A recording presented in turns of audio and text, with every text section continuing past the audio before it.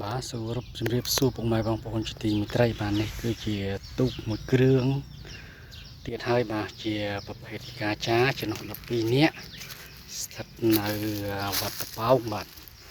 ហើយគឺមានសភាពនេះចាស់ជរាដែរហើយបាទសាឡោនេះគឺជាសាឡោនេះគឺប្រហែលបាក់ពុកផុយហើយបាទហើយ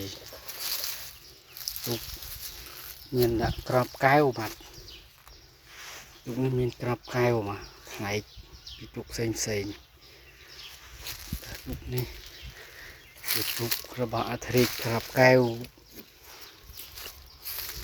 ពេតផលហើយជាងចូលឬយ៉ាងណាបាទបានជាមានក្របកែវមានអីបាទនេះពុកម៉ែបងប្អូនយ៉ាងទូកមួយគ្រឿងនេះផ្លែកគេទាំងអស់នៅក្នុងវត្តនេះតែម្ដងបាទខ្លីចំណុះតែ12នាក់ទេបាទតែអ្វីដែលប្លែកហើយរឿងគួរឲ្យចាប់អារម្មណ៍បំផុតគឺមានដាក់ចាប់ក្របកែវបាទចឹងពុកម៉ែបងប្អូនណាដឹងថាទូកនេះ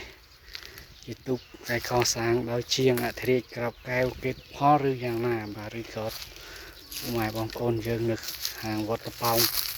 នៅឃុំតប៉ោងចំណុះជើងវត្តយើងជាអ្នកកសាងឬក៏យ៉ាងណាបាទបើដឹងសូមមេត្តាជួយខមមិនប្រាប់ផងបាទនេះយើងមើលពីលើវិញបាទយើងមើលពីលើនេះរំពេទៅរៀងរាវស្អាតដែរបាទទូកមួយគ្រឿងនេះរៀងមិនអន់ទេបាទ